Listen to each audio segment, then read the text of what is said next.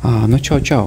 Šis video būs par šo te robota mājiņu, un priekš tiem, kas plāno vai jau iegādājuši, parājuši, kā tad viņu uzstādīt. Visdrīzāk robota mājiņu saņemt šādā te kastē, un ļoti svarīgi ir, no kuras puses viņu taisim. Protams, viņu var attaisīt ar no otras puses un izvilkt, bet ja viņu attaisa no apakšas, no pareizās puses, tad šeit tas izstāst šādi tad te pa vidu ir ļoti ērti ielikt roku, un ar vieglu rokas kustību viņu izvilkt no kastes.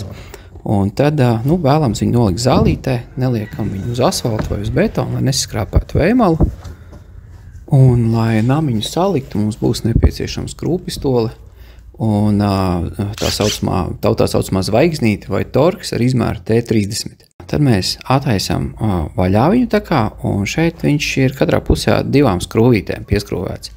Un tās tad mēs skrūvējam vaļā, un neskrūvējam skrūvas līdz galam vaļā, līdz pusītei, un redzēsim, ka tā maliņa jau sieniņa atdalās. Un sieniņu apakaļ var pieskrūvēt tikai vienā veidā, un to jau tur viegli saprast. Otrādi nevar pieskrūvēt, liekam ar apduru uz ārpusi un skrūvējam skrūvas apakaļ iekšā. Un tieši tik vienkārši viens sāns ir gatavs, un tieši to pašu mēs izdarām arī ar otru pusīti. Viena skrūve, otru skrūvi, sagriežam, pieliekam klāt un saskrūvējam kopā.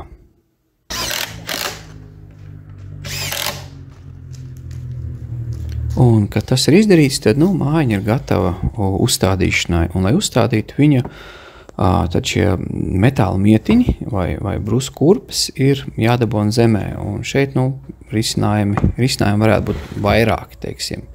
Manā gadījumā es nomēru attālumu starp mietiņiem, un tam vajadzētu būt pa centriem 65 cm. Un metāla mietiņa dziļums ir 20 cm. Un manā gadījumā man grunts ir diezgan cieta, es viņu nevaru vienkārši tā ņemt un iestumt zemē. Tad es ņemšu un izmantošu parastu koka puļķi, mietiņu, kas nav resnāks par to metāla mietiņu, un tad uztaisīšu tāds kā priekšvadošs caurums zemē. Protams, ja grunts ir mīkstāk, var mēģināt viņu iespraust, bet tad pastāv risks, ka viņš var gāzties riņķī. Un es jebkurā gadījumā vienmēr laikam rekomendētu ņemt un iebetonēt tās brusu kurpes.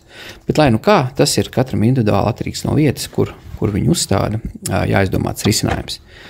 Un tad, kad viņš ir iedurts zemē, tad mājiņa ir gatava un uzstādīta. Un liekam iekšā uzlādes staciju, robotu un pārliecinamies, ka viss labi strādā un gatavs, lai labi kalpo.